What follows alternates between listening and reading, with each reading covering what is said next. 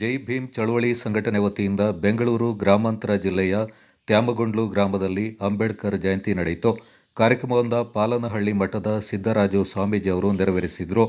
ಮುಖ್ಯ ಅತಿಥಿಯಾಗಿ ಪಾಲ್ಗೊಂಡ ಕರ್ನಾಟಕ ರಾಜ್ಯ ಅಹಿಂದ ರೈತ ಸಂಘದ ಮಹಿಳಾ ಘಟಕದ ರಾಜ್ಯಾಧ್ಯಕ್ಷರಾದ ಉಮಾಕ್ಷಿ ಗೌಡ ಮಾತನಾಡಿ, ಡಾಕ್ಟರ್ ಬಿ.ಆರ್. ಅಂಬೇಡ್ಕರ್ ಅವರು ಈ ದೇಶದ ಸಂವಿಧಾನವನ್ನು ರಚನೆ ಮಾಡುವ ಮೂಲಕ ಪ್ರತಿಯೊಂದು ಸಮಾಜದ ಹೆಣ್ಣು ಮಕ್ಕಳಿಗೆ ಸಮಾನ ಹಕ್ಕನ್ನು ಕಲ್ಪಿಸಿಕೊಟ್ಟಿದ್ದಾರೆ. ಈ ದೇಶದಲ್ಲಿ ಪ್ರತಿಯೊಬ್ಬರೂ ಸಮಾನರು ಎಂಬ ಸಂದೇಶವನ್ನು ಕೊಟ್ಟಿದ್ದಾರೆ. ಪ್ರತಿಯೊಬ್ಬರೂ ಈ ದೇಶದ ಸಂವಿಧಾನವನ್ನು ಗೌರವಿಸುವ ಮೂಲಕ ಡಾಕ್ಟರ್ ಬಿ.ಆರ್. ಅಂಬೇಡ್ಕರ್ ಅವರಿಗೆ ಗೌರವವನ್ನು ಸಲ್ಲಿಸಬೇಕೆಂದರು.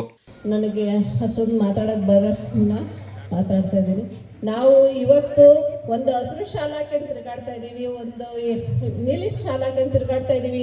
ಹೆಣ್ಮಕ್ಳು ಯಾವ ಟೈಮಾಗಾದರೂ ತಿರುಗಾಡ್ತಾ ಇದ್ದೀವಿ ಅಂತ ಅಂದರೆ ನಮಗೆ ಕೊಟ್ಟಿರೋದು ಅಂಬೇಡ್ಕರ್ ಕೊಟ್ಟಿರೋ ಭಿಕ್ಷೆ ಅಂತ ಹೇಳ್ತಾ ಇದ್ದೀವಿ.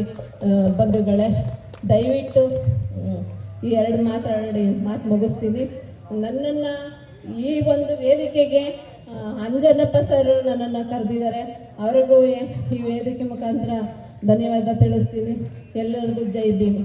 ಈ ಸಂದರ್ಭ ಕರ್ನಾಟಕ ಜೈ ಭೀಮ್ ಚಳವಳಿ ರಾಜ್ಯಾಧ್ಯಕ್ಷರಾದ ಶಿವಶಂಕರ್, ಉಪಾಧ್ಯಕ್ಷರಾದ ಧ್ರುವರಾಜ ಹಾಗೂ ತಾಲೂಕು ಅಧ್ಯಕ್ಷರೂ ಆದ ಕೃಷ್ಣಪ್ಪ ಹಾಗೂ ಮುಖಂಡರು, ಅಂಜನಮೂರ್ತಿ ಮತ್ತು ದಲಿತ ಸ್ವಾಭಿಮಾನಿ ಸಂಘದ ರಾಜ್ಯಾಧ್ಯಕ್ಷ ಕೇಶವ, ಕರ್ನಾಟಕ ಜೈ ಭೀಮ್ ಚಳವಳಿಯ ಸಂಘದ ಎಲ್ಲ ಪದಾಧಿಕಾರಿಗಳು ಮತ್ತು ಗ್ರಾಮಸ್ಥರು ಪಾಲ್ಗೊಂಡಿದ್ದರು.